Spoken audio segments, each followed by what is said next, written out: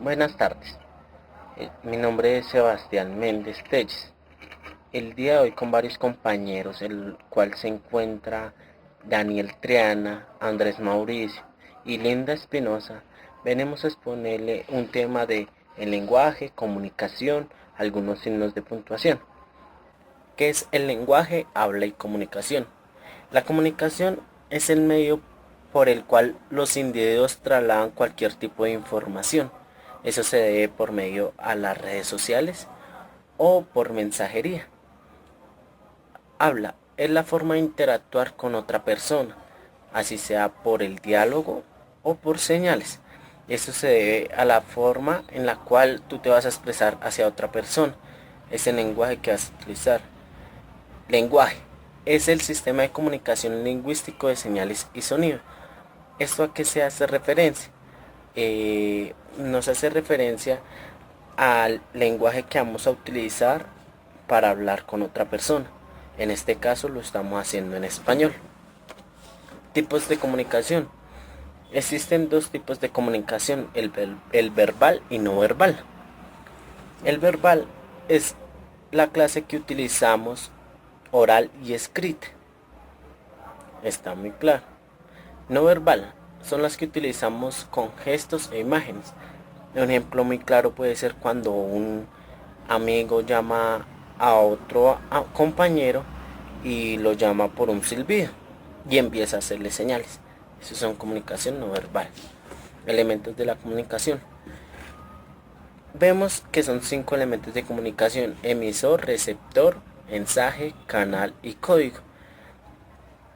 El emisor es el que manda el mensaje. El receptor es el que escucha o recibe el mensaje. El mensaje es la información que envía el emisor. El canal es el medio físico por el cual se transmite el mensaje. Y el código es un conjunto de reglas y signos que comparten el emisor y el receptor. A continuación los dejaré con el compañero Daniel Triana, que les va a explicar otros 3 punticos. Buenas noches a todos, estimados compañeros, estimada tutora. Mi nombre es Daniel Andrés Triana Gómez, a mucho honor, estudiante de la Escuela de Ingenieros Militares. Para nuestra materia de expresión oral y escrita, me ha correspondido exponerles, por ejemplo, la función del lenguaje. La función del lenguaje se basa, por ejemplo, en un emisor, es una función expresiva. eh, un contexto puede ser una función referencial, un receptor es una función apelativa y el canal pues, puede ser una función enfática. Código, algún código que manejamos en el lenguaje es una función metalingüística y el mensaje propio pues, puede ser una función poética, por decirlo así. El lenguaje es muy importante para mantener una buena comunicación, bien sea oral y escrita con nuestros demás compañeros, en nuestro ámbito laboral, en la calle, en cualquier lado donde nos desenvolvamos. Es prudente, es necesario manejar un buen lenguaje, tanto por ser respetuosos también con los demás. Y estas fueron las funciones del lenguaje. Las funciones, por ejemplo, de la coma. La coma juega un papel importante en los textos.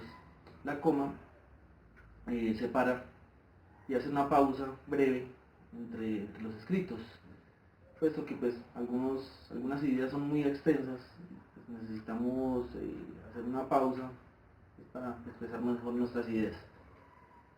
El punto seguido también juega un papel importante dentro de los textos. El punto seguido tiene la función de separar enunciados. Hay unos enunciados pues, que contemplan una idea principal que pues puede contener la idea central, pero pues se pueden extender también de otra manera. El punto seguido pues, separa digamos, estos dos escritos. Eh, Hasta aquí vamos. Muchas gracias. Hola, mi nombre es Linda Claros. Les hablaré acerca de algunos signos de puntuación usados para dar estructura a los escritos. Utilización del punto y coma. El punto y coma viene a ser un signo intermedio entre el punto y la coma, es decir, se utiliza para separar partes del párrafo entre las que existe una mayor conexión que cuando se utiliza el punto, pero menor que cuando se utiliza la coma. La elección entre el punto y coma y los otros dos signos es muchas veces un tanto subjetiva. En todo caso, se suele utilizar el punto y coma en los siguientes supuestos. En enumeraciones, cuando dentro de cada componente de la enumeración ya se está utilizando la coma. Por ejemplo, cuando estuve en el hospital vinieron a visitarme Pedro, que es un vecino mío, Laura, una compañera de clase, Rodrigo, un chico que conocí en Italia, y Lorenzo, que es un amigo de toda la vida. Cuando se dan explicaciones sobre algo que se acaba de decir. Mi amigo invirtió toda su fortuna en bonos de empresas petroleras. Él entendía que esta era la inversión más rentable y segura. Cuando se relacionan distintos puntos de vista sobre un asunto. Sobre la pena de muerte, muchos estaban totalmente en desacuerdo. Otros, en cambio, eran partidarios. Por último, había algunos que preferían no opinar. Cuando, tras mencionar una idea general, se pasa a describir una particularidad. Todas las casas eran fantásticas. Sin embargo, había una en lo alto de la colina de la que me he quedado enamorado. Los signos de exclamación son signos ortográficos dobles utilizados para expresar enunciados cargados de afectos y sentimientos. Por ejemplo, qué gusto que hayas llegado para el cumpleaños. Me encanta tu actitud. Gracias por todo. Los signos de interrogación son signos ortográficos dobles que se utilizan para indicar que un enunciado se transforma en una pregunta. Interrogar significa precisamente preguntar. Los signos de interrogación, a diferencia de lo que ocurre con otros idiomas como el inglés, en donde solo es necesario colocarlos al final de la oración, son considerados como signos dobles. Es decir, siempre se debe escribir con un signo de apertura en la parte izquierda del enunciado y uno de cierre al final del mismo. Por ejemplo, ¿qué hora es? ¿Por qué estás molesto? ¿Cuántos años tienes? Juan, ¿desde cuándo vives en esa ciudad?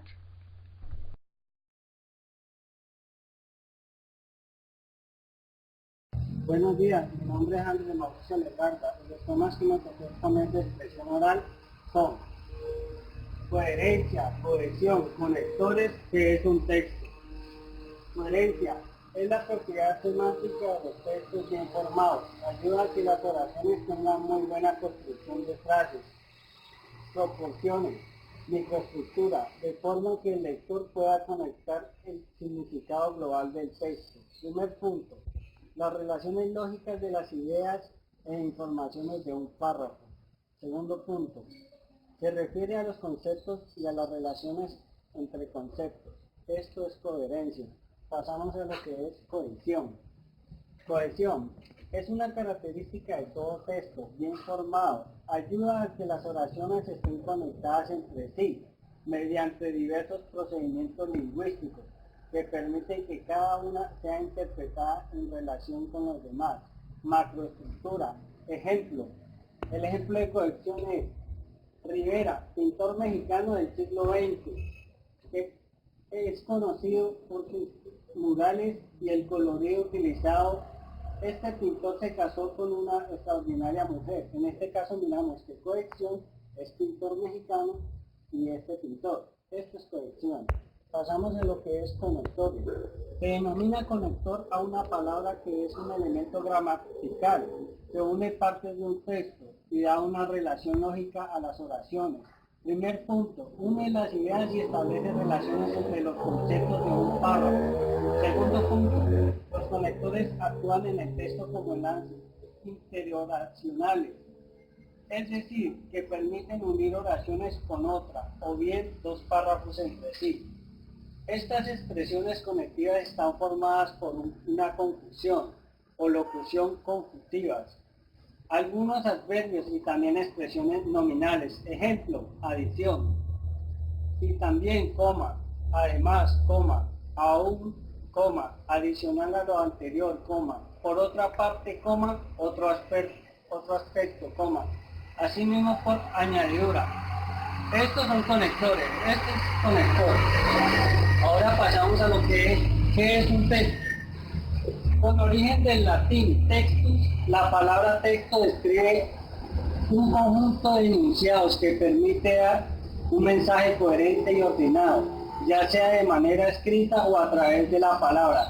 Se trata de una estructura compuesta por signos y una escritura determinada que da espacio a una unidad con sentido.